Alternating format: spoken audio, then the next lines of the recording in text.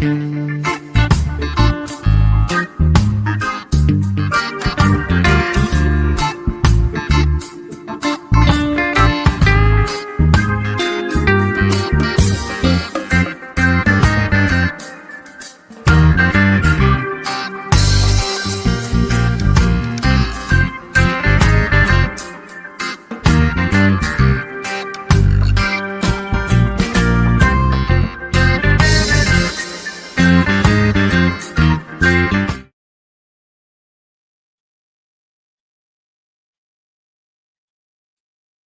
good night. Welcome to Legalize this 15th day of February 2026. And tonight we have with us King's Counsel Ruggles Ferguson and well-known and prominent criminal defense attorney Jerry Edwin, who will join us in a minute. We just have a few technical issues.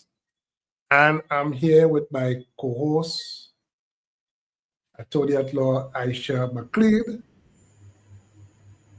Good night, Before we start, though, I just want to recognize the sponsors of the program: Gel Professional Solutions Inc., Gem FM carrying this program on FM radio out of Canada, and also Grenada Technical and Allied Workers Union.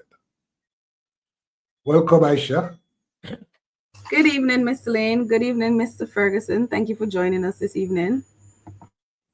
Hi, good evening. Good evening to you both, and good evening to the listeners and viewers out there. And I see Jerry is not on as yet, but okay, I think I'm he all may be done. ready to start. Sorry? He's here now. Okay. He's here now with us. Okay. Okay. Aisha? Yes, good evening, everyone. Thank you again for joining us. So we meet tonight in a moment of national grief. A young life has been lost, and the pain being felt across our communities is real and profound. Before anything else, we acknowledge that loss and extend our deepest sympathies to the family and the loved ones affected. Tonight's discussion is about understanding. Crime, at its core, is a human phenomenon. Wherever human beings are impacted, imperfect, emotional, capable of being good and bad, there will be wrongdoing. No society in history has ever eliminated crime entirely. The question, therefore, is not whether crime will exist. The question is how we confront it. Crime is also societal.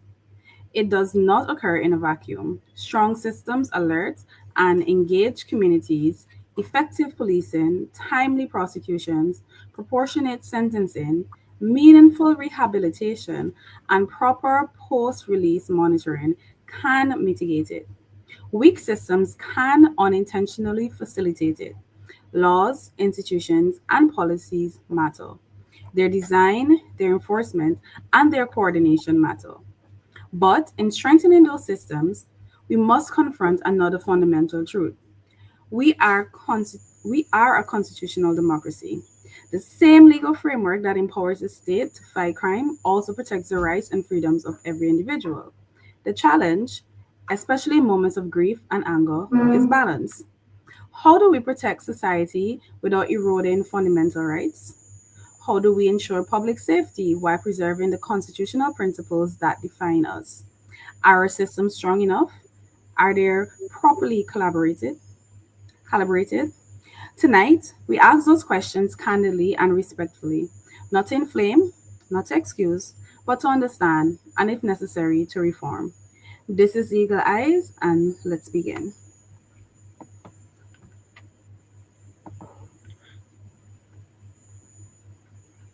So, Mr. Lane, Yes. King's Counsel, we invite you to give some opening comments. Okay, well, thank you very much. And I wish to associate with the opening remarks made by Aisha, and to extend sympathies to the family. I've done several programs, and I take the opportunity to always do so, because you obviously have family in grief, possibly two families in grief, because on the other side of the spectrum, there are those who are accused of crime, and of course, those families are also impacted, and also to associate with the remarks, and especially the concept of balance. There's always the balance to be struck. In society, there will always be challenges. There will always be tensions when issues as these emerge, and there will always be sharply different views as to how to address them. And in times like these, emotions, strong, extreme emotions, are natural. That's natural. Um, and on the other side of it is the need to ensure that we maintain the rule of law.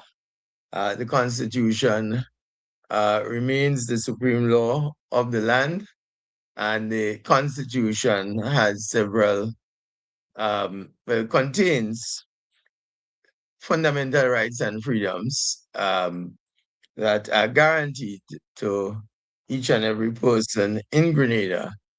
And those fundamental rights and freedoms include the right to a fair trial, to the presumption of innocence until proven guilty, or having pleaded guilty, or proven guilty.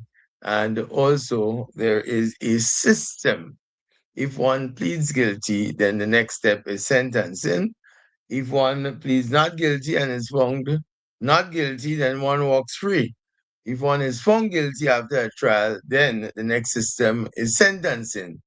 And there is there are guidelines, there are rules related to sentencing. And these are not new, these are not unique to Grenada, these are not unique to the OECS necessarily, but to the wider world. And while we express strong emotions, as is understandable, the key is to address the fundamental question: how do we minimize? How do we minimize such occurrences? What can we do as a society to minimize such occurrences? Because too often people depend on the legal system to solve these problems. But by the time the matter reaches the legal system, you already have a victim. A victim is already there. And irrespective of what you do, you can't bring back the victim. And therefore, that is where issues, for example, of sentencing, issues of rehabilitation and reform of prisoners, issues of not being reactive, but proactive, with an objective of minimizing these occurrences. And I believe we as a society have the capacity and the vision and the experience to do things that are required and can be effective in minimizing these occurrences. And in fact, I've said all the time, and I believe that when you have persons in prison on a long-term basis, these individuals should be afforded the opportunity to come out much better people, to come out not being dangerous to society, to come out not being worse than they went in, but to come out as good and better citizens able to contribute positively to the growth of society. So I just want to say that in opening, and also too many of these programs, and I don't expect this program, but I want to make the point, as I've said in all the programs, there is an incident, and the accused is not on trial on this program. There's a process and a procedure to deal with that.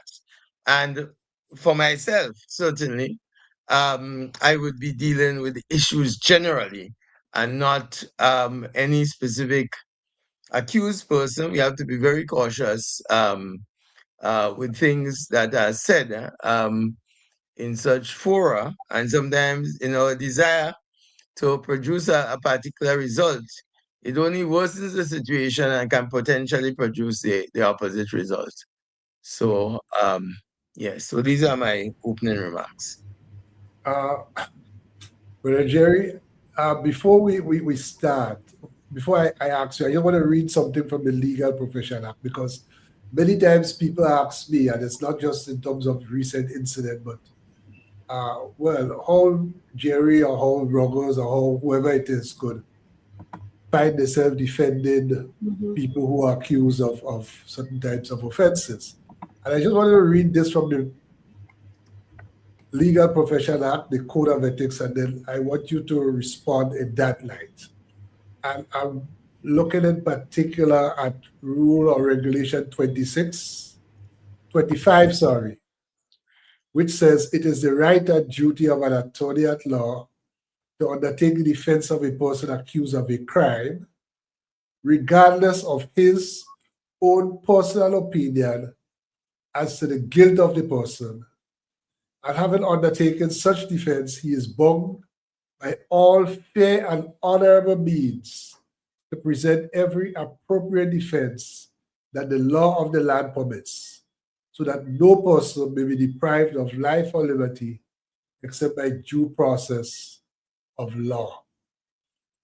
So having just read that, I don't know the question. In fact, one of the issues that prompted this program was people asking that. Are attorneys solving the society properly? Are attorneys encouraging a crime when they defend or represent certain when they represent accused persons in certain contexts? It's really good evening to everyone. My friends Joseph, Mr. McLean, Mr. Ferguson, Casey. Pleasure to see you all again. And good evening to everyone who's listening to us online. It is the dilemma of the attorney that their own personal beliefs do not enter the frame of their professional work. It's a dilemma. It's a very serious dilemma. For that reason, you find the majority of the attorneys in Grenada, 130 of them here in Grenada. I think I saw a couple other people going to be admitted. So at least 130 attorneys in Grenada. But Mr. Ferguson, only 5 of us believe that we could walk that fine line. That is of being Catholic, adhering to the ethical rules, and at the same time being able to represent our clients to conform with what Brother Joseph just read, that is Rule 26. It is sometimes quite a conundrum. In fact, it arises when you have to tell a client, look, I've seen the evidence. Everything looks and points to your guilt. This is my professional opinion. And that client looks at you straight in the eye and say, no, I don't care what the statements look like. I want to go to trial. I think that's when Rule 26 really hits you hard, because after reviewing at pre-trial all of the evidence that the prosecution has against your client, knowing that client doesn't have a chance in hell to survive before 9 or 12 members of a jury, you then, in one moment, when that client says to you, Mr. Ferguson, Mr. Lane, Mr. Edwin, Ms. McLean, I want to go to trial. It is at that point that Rule 26 really presents itself. And you see that you have a duty that truly is a higher calling. Because then you have to, I don't want to say grasp, but you have to conduct a trial looking at every opportunity that can avail your client any scintilla of a defense. Because clearly what Rule 26 says is you can't just walk away. You can't say to that client, listen, I told you that I don't see anything that can assist you. Let us go before the crown and fall on our knees, plead guilty, and I will offer effective mitigation for you and trust that the sentencing would not be as draconian. When that option is gone, you then confront the rule, an ethical duty to represent. I think it says, Brother Lane, you don't just walk through the process. You don't it's, like you can't go through the process as though you are convinced that your client does not have a chance. It's quite a dilemma, this obligation of the attorney, as you read it. But I think therein lies the rub, if you will. And there the professionalism of the attorney has to rise to the fore, because the truth is that everyone is entitled to a defense. In particular, the more despicable a defendant, the one everyone says to hang, the one everyone says is the worst human being, that is the person who really Rule 26, I think, applies to, where the lawyer has to cast aside, sometime in an instant, all of their own feelings and present a defense that a jury can find credible. And so the case involving the young lady, and let me offer my own words to join Sister McLean and you, Casey, Mr. Ferguson, in the tremendous sympathy. As I've said elsewhere, our collective conscience, buckets of grief is shared by all of us as a country, as a community, for the loss, for the snuffing out of this life under circumstances that, in my view, this is my own view, in circumstances under which I believe institutionally more could have been done, both for the alleged perpetrator and indirectly for the society as a whole. I think we are, on the punishment side, not treating with imprisonment and rehabilitation, especially rehabilitation, because the goal is you enter prison and emerge as a much better citizen. That's the goal. It is not just to deter. It is not just to imprison. It is to rehabilitate, to create a better citizen than the one that is being punished by being incarcerated. I think that the system fell down and is continuing to fall down. And it has been the lament of the judges, UKC, Mr. Ferguson at closing, and many of us who practice at the criminal bar, that we see the problems with the system, but our voices go ignored. I want to say that separately from the grief we all feel for the loss of young Miss Lett.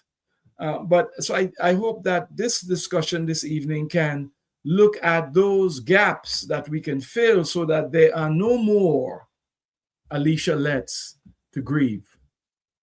Brother Jerry, last night I was watching a program on UE TV, and there was this professor of criminology, and he was making the point that throughout the Caribbean, there is this problem of recidivism, meaning that people go to prison and they reoffend.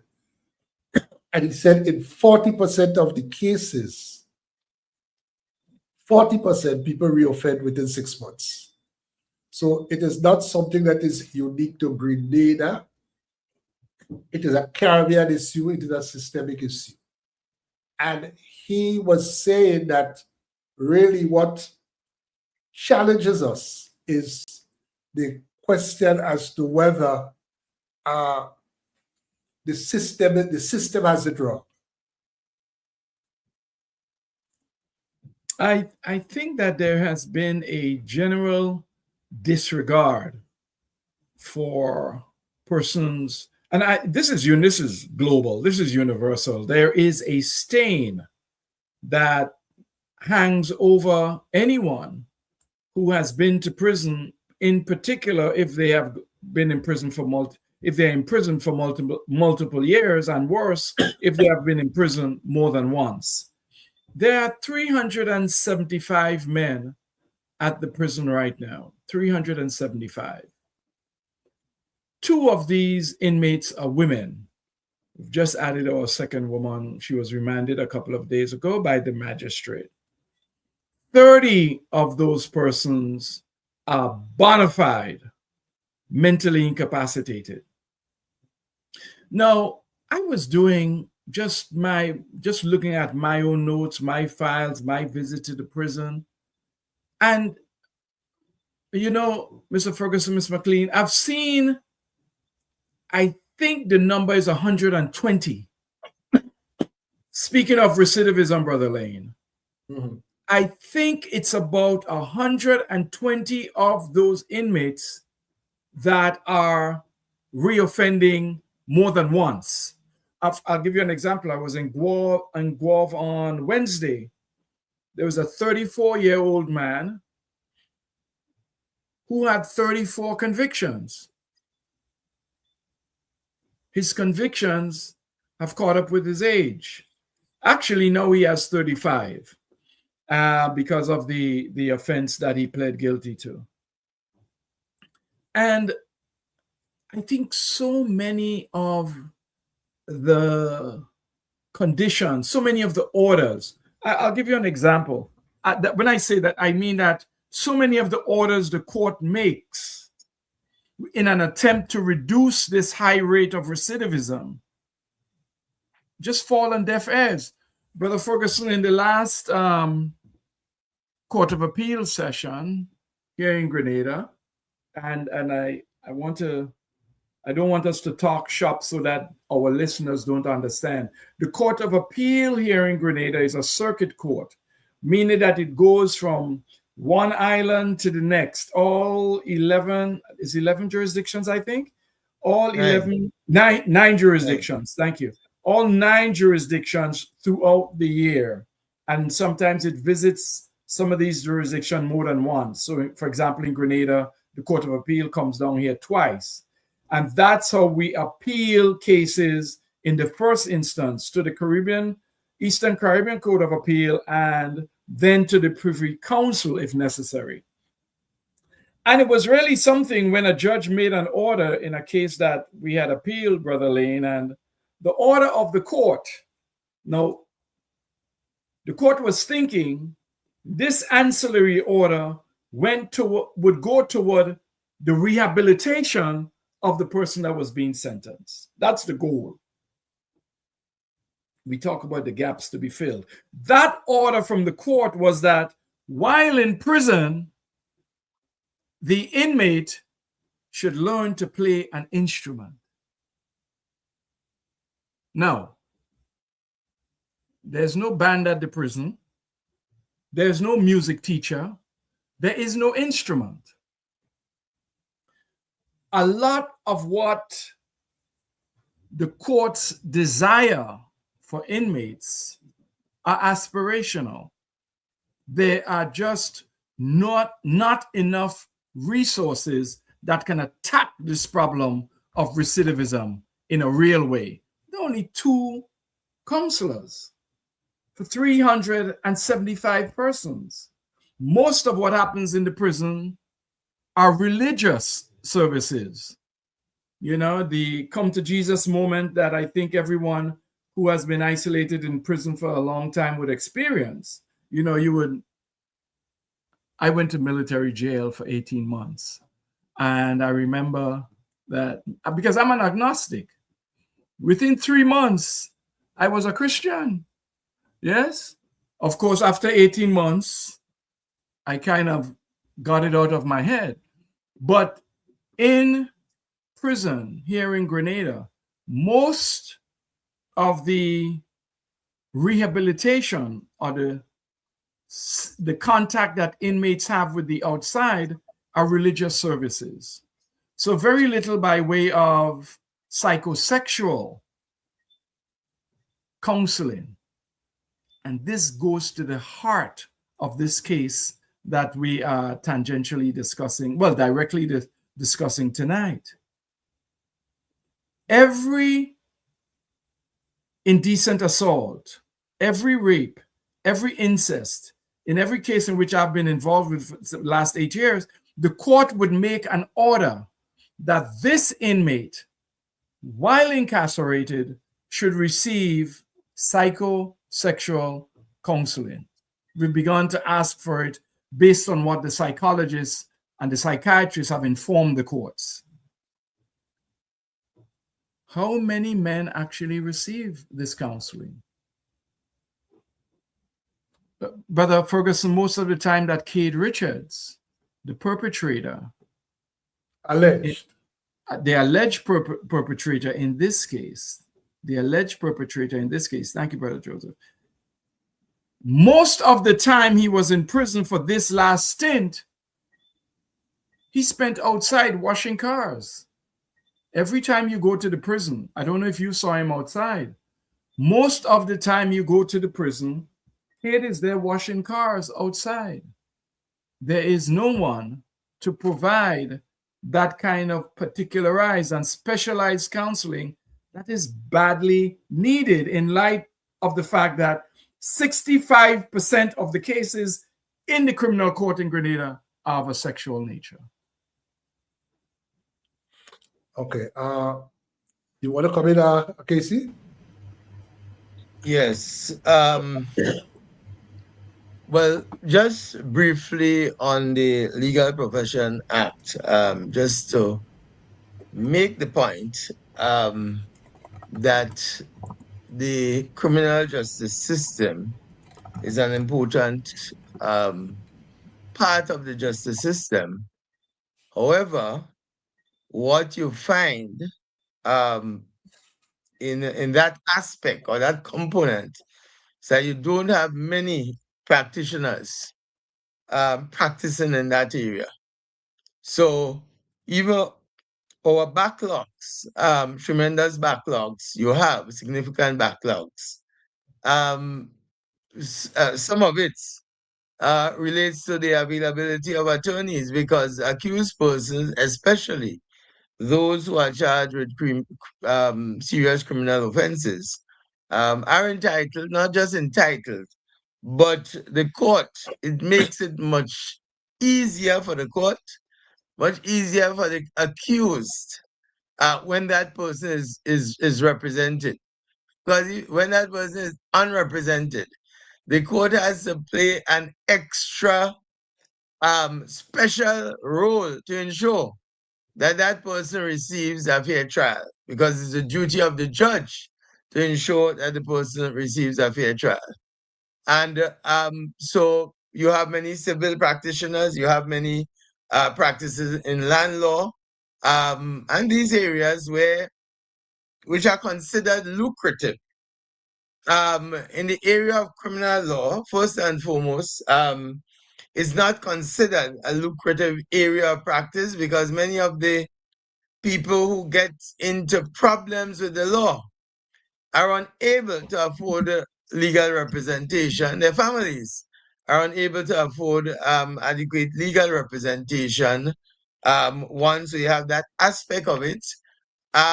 Secondly, even when they can afford, it's from a narrow pool.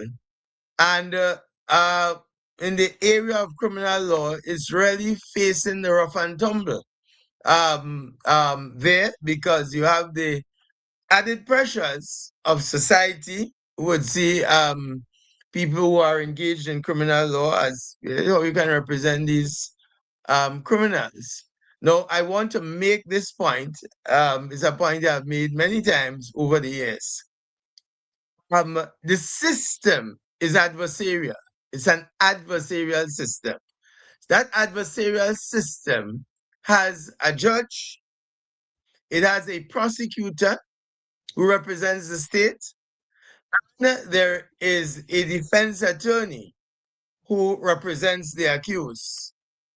The judge is the judge of law, and if it's what you call indictable offense, indictable, the most serious offenses, rape, robbery, serious violence, murder, then those are tried before judge and jury in the High Court. And in that structure, the judge is the judge of law. Whatever the judge directs the jury on the law, the jury must accept. But the jurors are the ultimate judges of the fact, of facts. So what you have there is an adversarial system inherent in which there are tensions because you are duty bound. This is not anything personal, it's professional.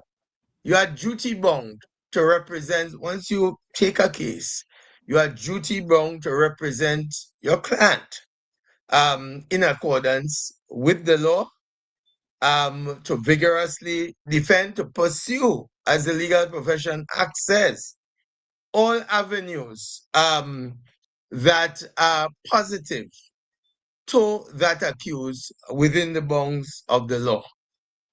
And therefore, so it's a professional duty that you have. And it is not an easy duty. You might have a personal view. However, it is not, and sometimes I think there are misnomers there because it speaks about the concept of it from a public standpoint is almost in a sense that you are defending what the person is alleged to have done. Mhm. The proper characterization probably is you are representing the interests of the accused to ensure that that accused gets a fair trial. Mm-hmm. That's what you are doing. That's your role, to ensure that that person gets a fair trial. And why? Because the Constitution, which is the supreme law of the land, guarantees in Section 8 of our Constitution that every person charged with a criminal offense is entitled to a fair trial within a reasonable time by a competent court established by law. So, now you have people who will say things on the outside. In fact, people make all kinds of declarations. Who can come and say the same thing in court because they're not witnesses. And so the prosecution itself has its own challenges with getting witnesses and so. And the court, it's two different systems in a sense. The public has a right to comment and comments, but the judges are duty bound to operate within the bounds of the law. And when a trial takes place in a courtroom, as the judges always charge the jurors, anytime there is a break, whether a luncheon break, a short break, a break at the end of the day, listen, you are judging this case on the basis of the evidence that you hear in this courtroom. Not what you see on social media, not what people saying on the bus, not what people saying in public. And therefore, judges who carry out that duty as they are duty bound to do and operate based on the evidence that come in court. Because sometimes you hear people saying all kind of things that is not part of no evidence in court, right? And it's part of what people might hear. And you know, in our societies, quite naturally, human beings always love to make the story more dramatic than it is. So everybody have to add their piece. You buy it, you sell it for profit. You add on, the story sounds better. No, all well and good. But in a court, it is based on evidence given in the court. In the court. And two, prosecutor has a duty to present the case. And defense counsel has a duty to represent the interests of the accused to ensure that the accused gets a fair trial. And at times, your client might be saying things, you don't believe it.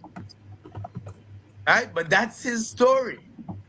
And unless a conflict develops where you can't really pursue, like some accused tells you ABC's story at the inception, and then changes it and tells you it's XYZ, then you can withdraw in those circumstances. But if somebody says, listen, this is my story, whether you believe it or not, is immaterial. You are not the jury. Your duty is to present the case. And you might say, and in some cases, you do indemnities. I've done indemnities. There, if you feel a case is particularly strong against an accused person, then you might say, listen, sorry? Indemnity meaning what? An indemnity meaning that you advise the accused that, listen, this is the law. I don't believe that you, this would fly. Maybe it's better to plead guilty, do a plea bargain, because if you plead guilty, you are entitled to a discount in law. You would not have wasted the court's time. And there are situations where the accused says, listen, I want to go to trial. Now, you may at that point take a decision, but if it is really a situation that the accused is sticking to his or her story, and you feel that story wouldn't fly, the indemnity is to ensure at the end of the day that you are not blamed. You are not blamed. So it's a written document that they signed. Yes, yes. So it should be a written document. That's your protection. You sign and say essentially, listen, I'm instructed in this case. You have advised me 1, 2, 3, 4, 5, right? This is the case the prosecution has presented, short point form. This is what I've advised you, and that you are more likely to be found guilty. And if you are found guilty, you do a trial, you would lose all the possibility of getting the discounts associated with a guilty plea. An indemnity, to sum it up, will say essentially this. Notwithstanding the fact that I've advised you on the law, you have directed me that you want to go to trial, right? So in other words, because at the end of the day, I always make the point, and especially in criminal law, it can happen in other areas too. But the lawyer is the last ground of appeal when everything else fails. The lawyer is the last ground of appeal, meaning, say, well, listen, because of inefficient counsel on the part of the lawyer, that is why I was found guilty, because the lawyer did not represent me well. So there are risks. There are risks even when you represent an accused, and that is why it's important to have things carefully documented. Okay. Because there are conversations that you may not have, that you may have, that are not documented, that are not signed. And later on, somebody says, well, I never said that. I never said ABC. I told you XYZ. So I'm saying that lawyers have to be professional. Lawyers must represent their clients, irrespective of what the view of the public may be, because they are entitled to a fair trial under the Constitution. It's a constitutional right. You know what I always say? Listen, it is much better when you have, and of course, I mentioned defense lawyers, I mentioned prosecution, I mentioned judge, I mentioned jurors, but also police officers have a critical role to play, because it's the role of the police to investigate whatever is the alleged offense and to bring proper, admissible, and sustainable evidence before the court. So, for example, once upon a time, the preferred method was to beat people to extract a confession. So you beat them, you extract a confession from them. Your case then hangs on that confession, and when you reach in court, the confession is challenged.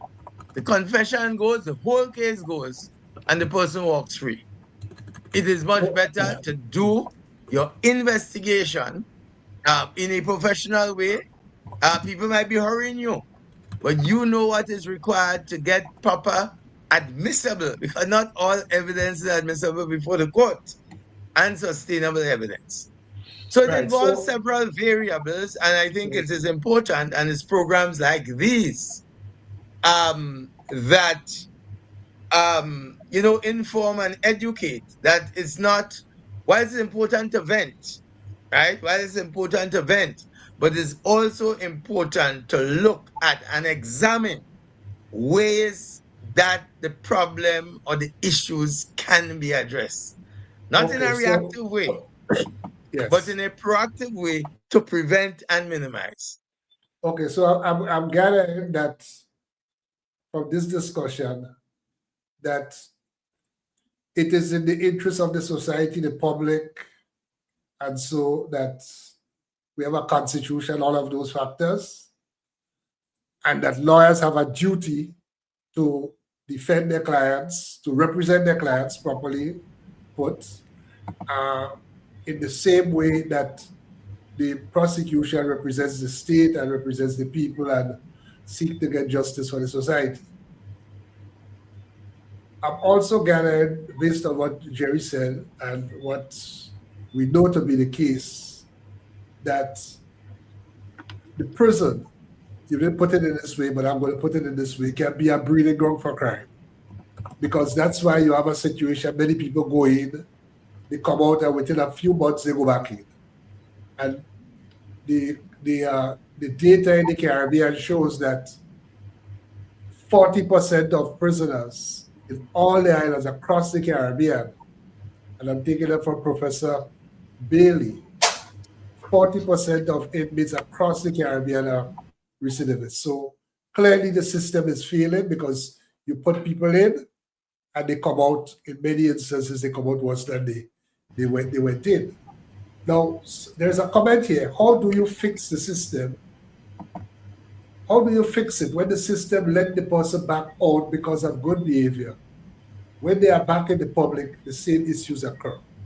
So I just want us to focus on this issue now of people being sent to prison and people being let out of prison. because I'm not sure that the argument, the contention about early release is really the issue, because if they're not released early, they're going to be released later. And there's no guarantee that if they stay the full time when they come out, that they would not do the same thing based on the data that exists. So I just want us to address this issue of early release, whether in fact prisoners are released early, and A, and B, if that's the case, whether that is a factor for the recidivism that we see. I don't know if I'm clear. Jerry, you want to take that up? Yes, you are, Brother Joe. The fact is that everyone who is sentenced to a term in prison will be released. One day, they are going to be released. The question is, to what extent has the institution prepared that person for reintegration into society? And it is the job of the prison. The judge gives a sentence. The prison enforces that sentence. And at the same time, there's that underlying goal, that underlying objective, that societal expectation that, yes, when this person comes out, they're going to be a better person. But the role of the institution is not just to house the inmate. I've heard it said elsewhere that prison is where good things go to die. Compassion, kindness, consideration. We sometimes, I think the public, when they think of prison, the thinking is that this is a place of order. This is a place where the societal expectation I spoke about would be met at the end of the term. I think that the public doesn't realize that prison is hell on earth. Generally, a prison, I'm talking about I heard a story last week of the continuing rapes last week, just about 2 weeks ago. And the victims of the prison rapes are normally those persons who are youthful, young, and mentally challenged persons. They are the ones that more often than not get raped. I heard a story last week from the prison where the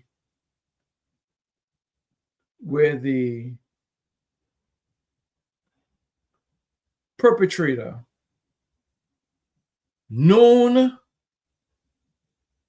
to the guards as someone who enjoys sexually abusing other inmates.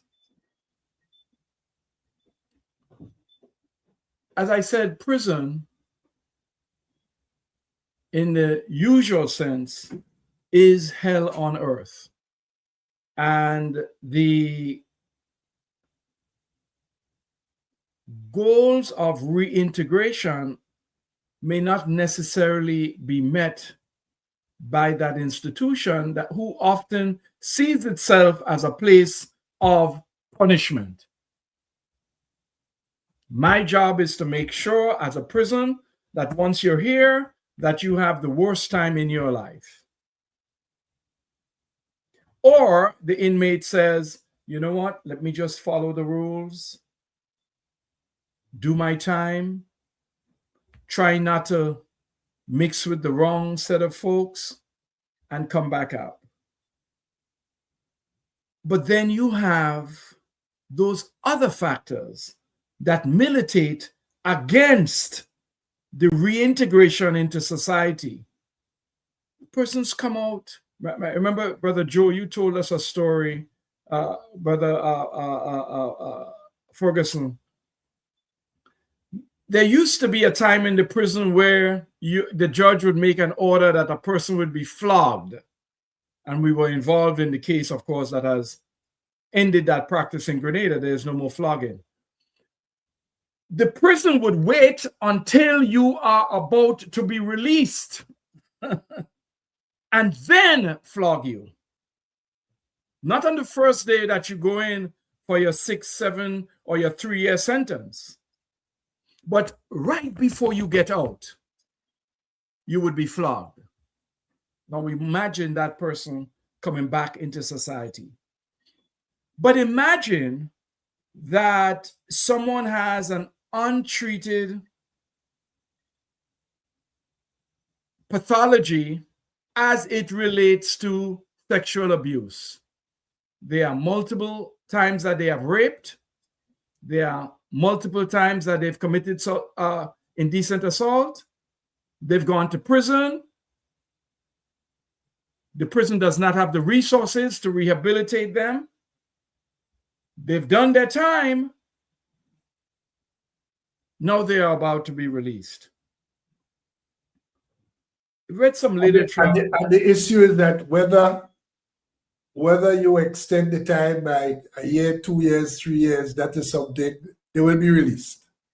Well, the expectation is that by the time the custodial sentence expires, the individual would have gone through this battery of counseling that they are now fit to be released. We have a system here that I think, and Justice Guilford at the last, was it the closing or the opening, Casey Ferguson? The judge said that we will bring in place in Grenada that step, Brother Joseph, that is required of persons who went into prison, even if they have met all of the counseling sessions, they've been theoretically rehabilitated. Grenada is going to do what many other jurisdictions have done. I know in Canada, in the United Kingdom, in the United States for sure, the halfway house system. That is the system to ensure that that person is ready to be integrated fully into society. So a person gets a 10-year sentence. At the end of the 8th year or the 9th year, they are released, but not fully on their own so that they are ready to be reintegrated. Rather, they are put into a halfway house system where a probation officer would visit them in this particular house or facility, not a prison, where they all live, and and that person would monitor their progress for a certain amount of time. And Jerry, as you on that one of the things we wanted to address was post-sentence monitoring, and you say that that's an aspect of it. Yes, and Justice Guilford has announced that here in Grenada, in terms of the reintegration into society of persons who entered the prison because of the danger they posed, that we will be bringing the halfway house system into Grenada. It would work on the other side too. For those young boys who are 18, who should not be at Bacalet because of their age, instead of throwing them into that prison where they are at the mercy of seasoned inmates, rather they would be going into that other side of the halfway house. But Mr. Edwin. Yes. And even Casey Ferguson mentioned this. Something that I noted, there's a lack of resources. It's clear, human resources and even actual institutions. Do you know, or have you both ever heard of any type of thing that's being done to first train professionals in these type of areas, particularly in mental health? obviously it's unreasonable that a prison would have over 300 inmates and then the counselors available are two. So those persons themselves would be overwhelmed dealing with these individuals. So is there anything that's happening now to assist? Brother Joseph, I don't believe, and Casey, Miss McLean, I don't believe it's the common mantra, oh, we have no resources. I don't think that is true at all. The governments or the authorities are able to spend millions of dollars for young men and women to, right now, I think they call it not the Imani, the empowerment program. I think that's one of the biggest scams we have in Grenada. Young people are told that you can go into a session where you will be lectured on in a particular skill area. And at the end, and you, by the way, are paid to go to that program. You are paid approximately $700. And when you are finished, you get a certificate. Tons of young men. In fact, even in the criminal justice system, there are many young men in the magistrate's court who are sent to these programs. Again, it's a program where you go 3 times a week, you listen to a lecture, and you are paid $700 a month. There are programs that the government gives hoteliers or developers 25-year tax holiday. There are programs here. The short point is, Jerry, is that it's your priority, you see. It's absolutely. In terms of resources. Yeah. Absolutely. In terms of resources. The resources are there, but prisons are not places where the authorities feel that there is any political benefit. In fact, quite the opposite. The authorities follow the popular mantra: throw them in jail, give them bread and water, and make them pay for their crime. But they forget these persons have to come back and be members of our society. Right. So, which I want to just segue at this and ask Casey. You send young people to prison, there's a high risk that they'll come out worse. Yeah? Are there alternative means of sentencing that, at least for a period of time and for some persons, you can try a different way rather than throwing them into really what is a factory, Yes. a crime factory? Yes. Okay. Yeah. So first and foremost, in response to that, the first point I wish to make is that we have a facility, a prison facility, that is over 100+ years old. It was built to accommodate less than half of what it currently accommodates. So it's starting off with that issue, that we have limited housing in the prison for inmates. And it costs money to set up new prisons. Now, of course, you need a new facility. You need a proper facility that keeps within international standards and human rights standards. Somebody going to prison does not automatically lose his or her rights.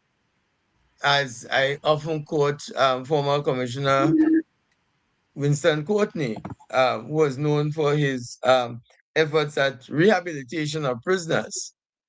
And he always said, prison is the punishment. You are denied your liberty.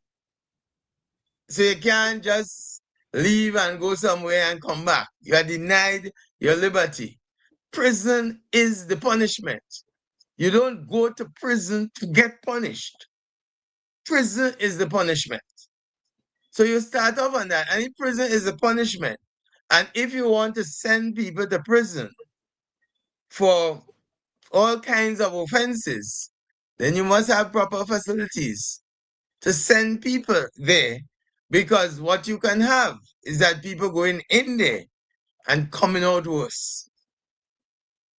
So that's point number one. Point number two, you want to ensure that there are proper programs in the prison that can facilitate the rehabilitation of prisoners. So you need the programs, you need the experts to design the programs and to deliver the programs. You need that. No. So who goes to prison? You have mainly like the worst of the worst cases. And that I say so relatively, because you have indictable offenses, you have the lesser offenses, summary offenses. You may go to prison for a summary offense. You stand a high chance of going to prison for an indictable offense. But there are sentencing guidelines, and the sentencing guidelines assist judicial officers in imposing an actual sentence. No, that sentence does not have to be a sentence of imprisonment. When you imprison somebody, then it's a burden on the state. And there are people, for example, the criminal code offers alternative sentencing, what is referred to as community-based sentencing. So people have an opportunity, people may have particular skills, people may not be dangerous to society. There have been incidents in which people got tied up with the law, confrontations, conflicts that developed into a situation, an ugly situation, people charged. And you have people charged at all ages. You have people in their 60s and 70s and might be charged for violent offenses. There are people who never believe they will even see a prisoner from far, much less to be inside one. And things happen and they end up going to prison. So that's why the court has to do an assessment. And that's why you need these structures like probation, social services. You need the reports from the various agencies in designing a proper sentence. So a sentence pursuant to the criminal code may be a community-based sentence, a community-based sentence. So for example, I know of an individual who was charged with a serious crime. And again, that's one of the heat of the moments. Crimes. He was in fact on retirement, outstanding member of society, and he got a community-based sentence in an institution where he actually would run the agricultural program in that institution, would teach, and that's giving up his time, certain hours each week to teach agriculture, to run the farm. So there are these kinds of community-based sentences. And the criminal code allows for those sentences. Then you have for young people, and young people, especially 18 and under, the system is designed as far as possible to prevent these people from having convictions and to do programs of rehabilitation.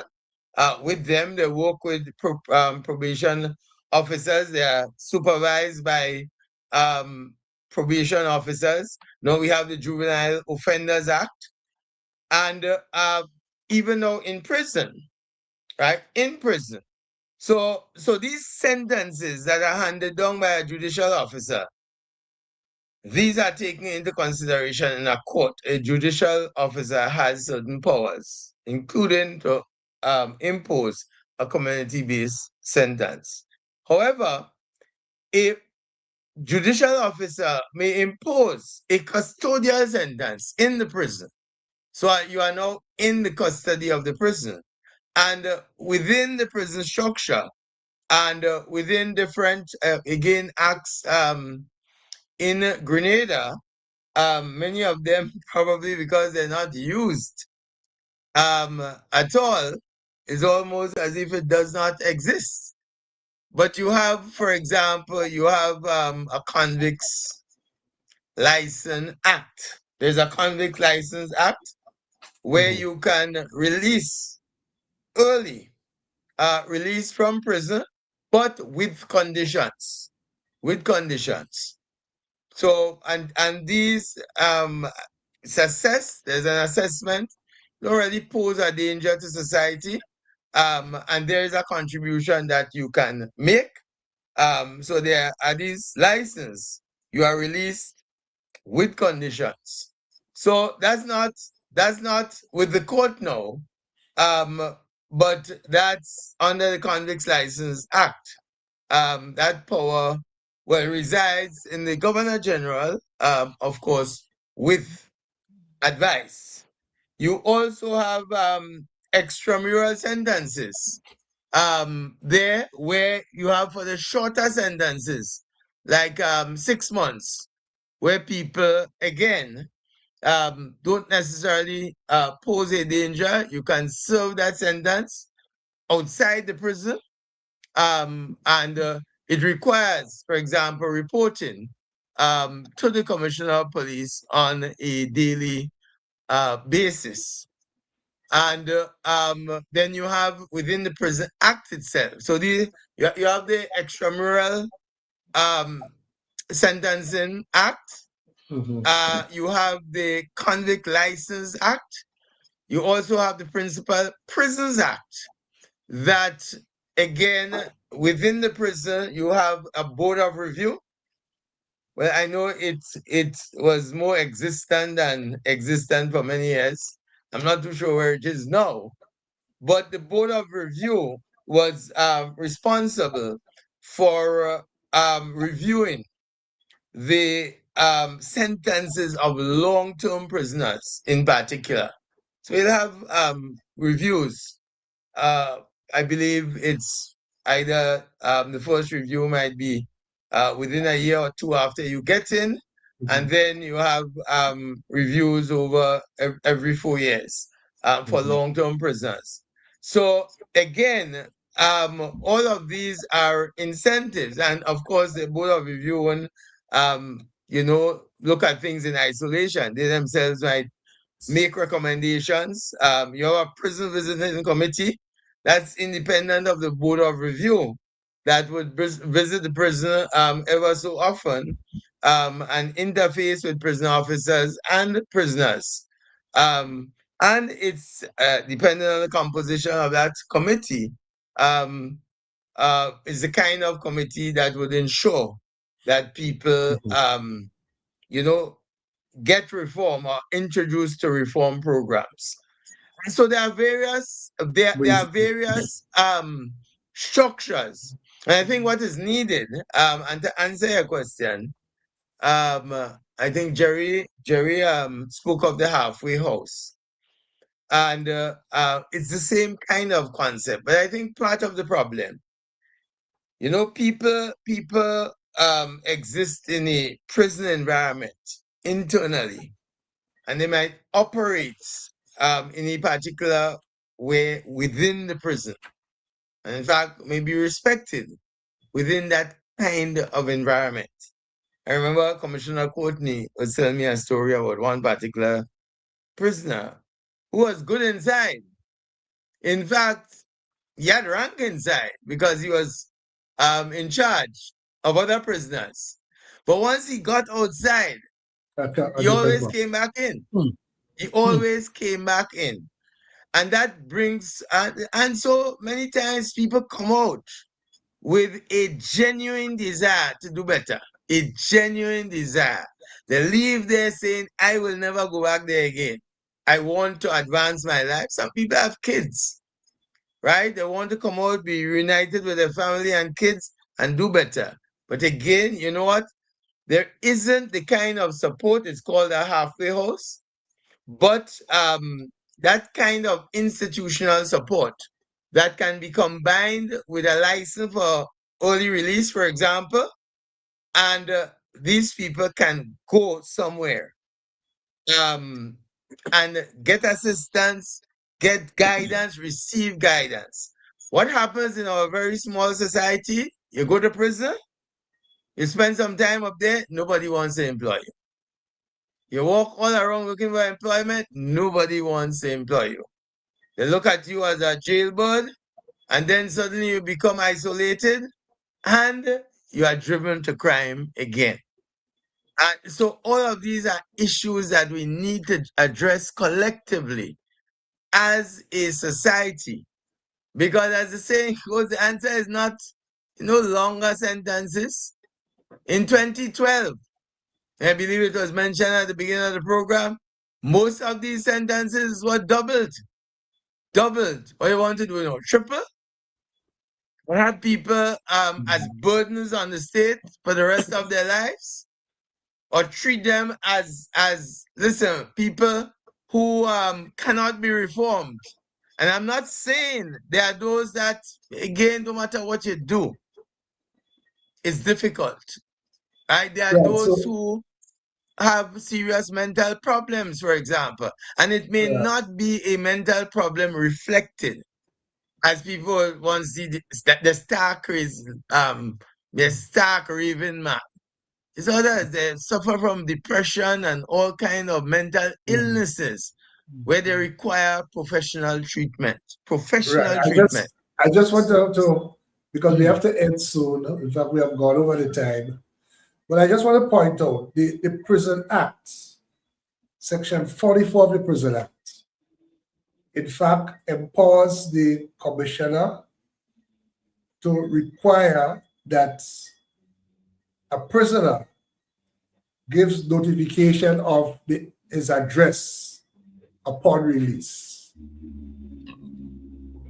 essentially for the purpose of monitoring. Given that prison, I think we have concluded that could be a breeding ground for crime. Some people can come out much worse than they went in. A. B. In most cases, people are convicted, sentenced to prison. In most cases, they have a release date. So they will be coming out. Do you believe that this section of the law could be utilized in cases in particular where persons are considered, based on their past, high-risk prisoners? High-risk persons. High risk of reoffending in particular by the use of violence. Do you believe that a tool as this year mentioned here could assist in terms of, and would assist in cases where someone leaves prison and is likely to, or there's a risk that they will reoffend in a violent way? Jerry? Right. Okay. When I listen to you and Ruggles Ferguson, the ground is a lot closer to me because I realize how much I don't know. I never knew that the Prison Act contained this requirement or this option that you've just mentioned. And I mean, I'm actually surprised at this. I don't know. Well, this is really a tool that that has given me some thought. And while my mind ruminate on that, I must say that the prison, just to put a bow around the last question you asked me, the prison has just hired 55 new officers. Not 10, not 15, not 20, 55 new officers as of February the 1st. So the resources are there for that kind of enforcement. I see that ground has been broken on the opposite side of Richmond Hill, and I'm told that it's for the construction of a new prison by a Chinese construction firm. But I don't know. That's just the talk up there. It's that's the side, but we will see what the authorities have in store for us there. The idea of post-custodial monitoring is a wonderful tool, and Ruggles mentioned all these laws, the options, all these kinds of sentencing, and we should add the suspended sentence. That is the one where the judge determines that, yes, your sentence is less than 3 years to the offender, whether it's before trial, after the trial, or at a guilty plea. A suspended sentence says, okay, your sentence, and this is under the law, your sentence is less than 3 years. I will not put you into the prison, but we will monitor you. You'll come back to report every 6 months.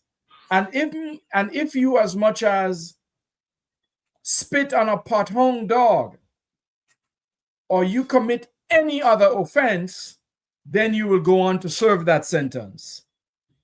Someone asked in your chat, Brother Joseph, about what is a discount at sentencing. I want to ask Aisha before we end, just to read out from the chat. Right. Okay. So, yes. So I just want Ruggles to be able to get an upper. Right. So I would agree that there are tools here that are available to the prison that I must say I'm aware of what's in the Prison Act and the Suspended Act and the extramural sentence, but I was not aware that this is an option the prison has to monitor inmates. And I don't know to what extent it is used broadly.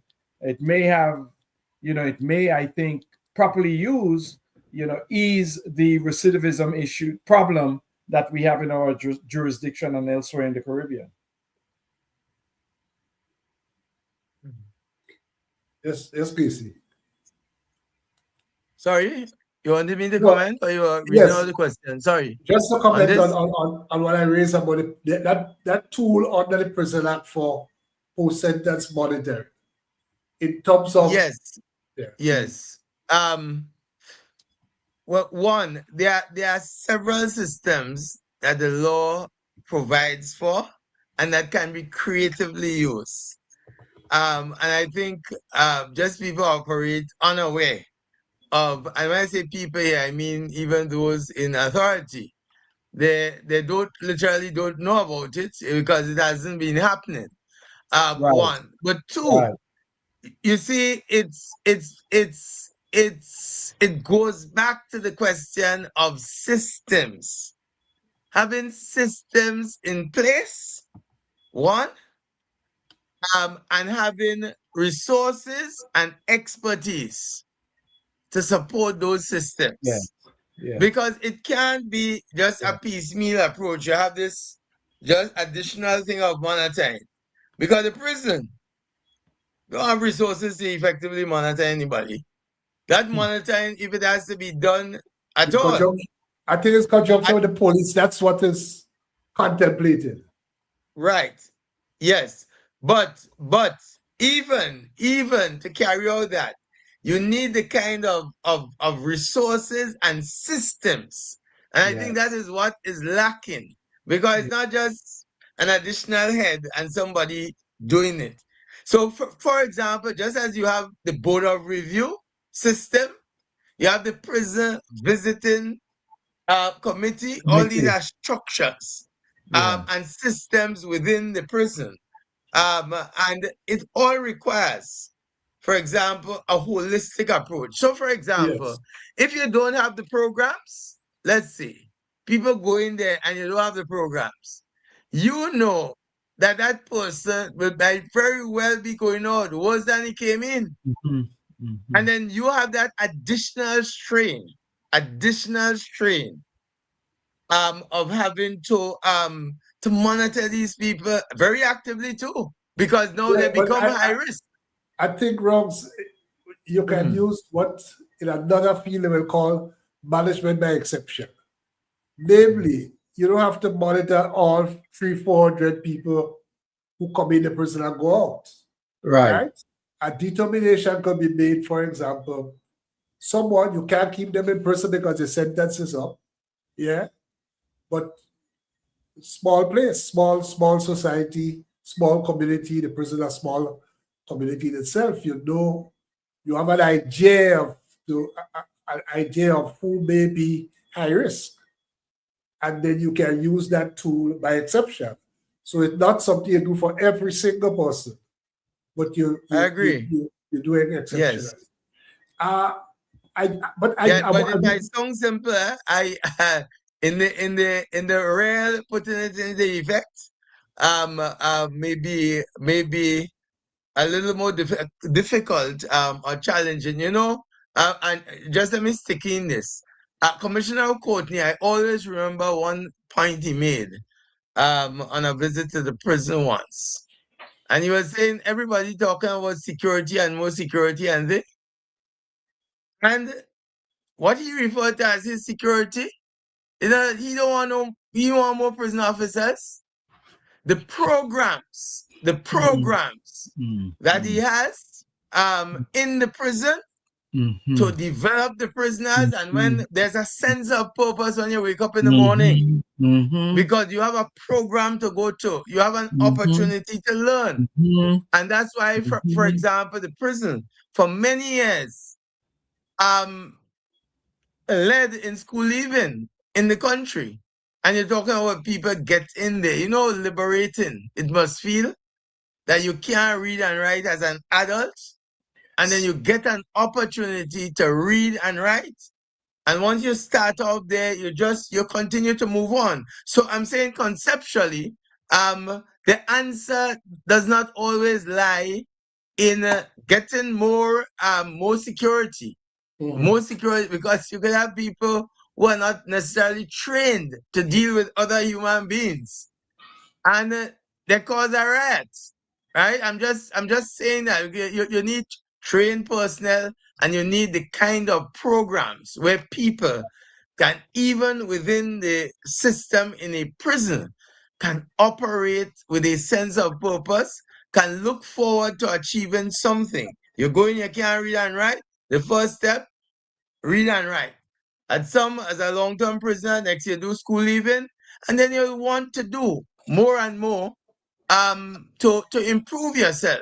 So by the time you reach out here, there, and you have those systems, you know, where you can call somebody. There's some helpline where you can call people to say these are the problems you're experiencing, because we know how society views prisoners in an adverse manner, and therefore they may not have anybody to speak with, right? So I'm saying this is long-term hard work. The easiest thing is to jump up and criticize, right? You criticize for a week, the old system remains, something happens, you criticize again. This requires planning and sustainable hard work, which is always the more difficult thing to do. Okay, Aisha, I wonder if you can just take us through the Sure, comments certainly. before So we've had several comments as the program went on. I do believe this is Dr. Sonia Nixon. And she commented, so where are the forensic psychiatry services? Stats from the US, 90% of severe crimes occur under the influence. 60% of persons in the penal system are diagnosed with mental illness. She said, how are we preparing our men for reintegration into society? How are they evaluated upon entry? Casey, time for readdressing the Mental Health Act and advocating for an updated integrative act for the safety of citizens and appropriate eval of perpetrators. Dave Ned asks, what is an entitlement in law? Entitlement to a fair trial, I understand. Help me to understand the entitlement to a discount before the court. Um, Dr. Sonia Nixon says, what is a fair trial? She further states, thank you, Jerry Edwin. Halfway house is often necessary for transition, especially since societal changes may cause shock and impotence. Marcel Belmar comments, we should consider boot camp for troubled teenagers. Repetitive. Ms. Belmar further comments, family support is imperative in rehabilitation. However, some people cannot be reformed. In such cases, what can be done? And Mistress Karen Rodenlein states, we have technology now that could be used to assist, such as electronic monitoring. And she was speaking about particularly where we monitor persons after they've been released from prison and what systems can be put in place. So the audience was very engaged tonight. I think the discussion was definitely timely given the circumstances. Okay, I wouldn't have time to read, but there was a editorial in the Informer this past week that I think for those who are interested is worth reading. It's headed when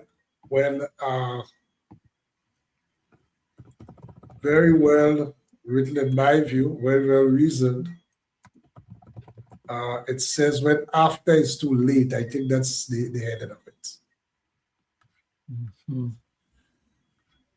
Okay, but so Brother Ruggles just raised some. I mean, I'll just say my bit here. Ruggles Ferguson just raised some real. I mean, he's dropped some things here that really. I mean, that literacy program you spoke about. We know that right now, about 80% of the inmates at the prison, Brother Ruggles, are illiterate. They cannot read. About 90% of them don't have a father at home. Now, you mentioned this helpline. That's a tremendous. So many inmates will tell you. I remember there was a young man. Oh, quickly, he just got out one day and talk. He's a head baker up there. He comes out, nobody wants him. He puts jab oil in his hand and he robs a lady. He pretends that he wants to rape her, Claire. And when we ask him what does he want, when I asked him where is his family, where is his friends, he pointed to the prison. He pointed to the prison as the place where, as we began the discussion, Ruggles, you said they have identity, they have purpose in prison, in the absence of these tools that you've mentioned. Thank you for that very much, and it's something that. So I just want to again recognize the sponsors of the program before we end, namely Jail Professional Solutions Inc., Gem FM carried the program on FM radio out of Canada, and also Grenada Technical and Allied Workers Union. And if I may just have the last word, both you, Brother Jerry and Ruggles, pointed out that a minuscule portion of the bar practice criminal law in Grenada. I believe that is indicative, an indicator of the general under-resourcing of the criminal justice system in Grenada. However, when something goes wrong in the system, we see the impact it has on society. Yes. There's absolutely no doubt that with a package of measures, and I totally agree with you, Rogs, it's no one measure. With a correct package of measures, we can minimize, if not eliminate, this type of dramatic negative impact. There will always be crime, but as Aisha pointed out at the start, with proper systems, the impact can be immensely mitigated, immensely lessened, and part of even those who may be involved in crime, if there is a pathway for getting out of it, in many cases, that pathway will be utilized.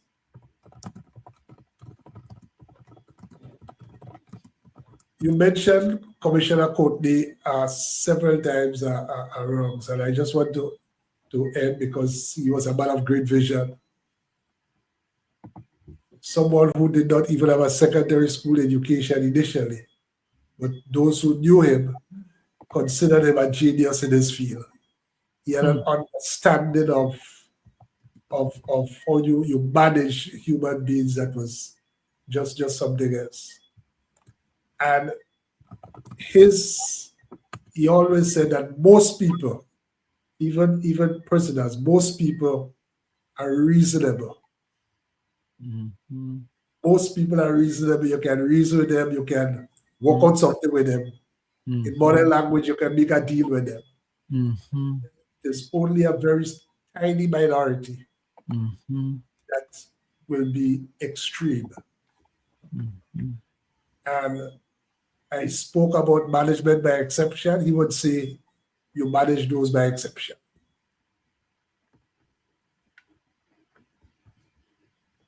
That's my final word. Thank you to those who viewed the program. Thank you, Ruggles, Casey. Thank you, Jerry. Thank you, as always, Aisha. I don't know if you want to say any last word, Aisha. I think you want to say something. I just wanted, before we ended the program this evening, to just have a moment of silence for young Miss Let, just to acknowledge her passing. Perhaps we can do that and then end.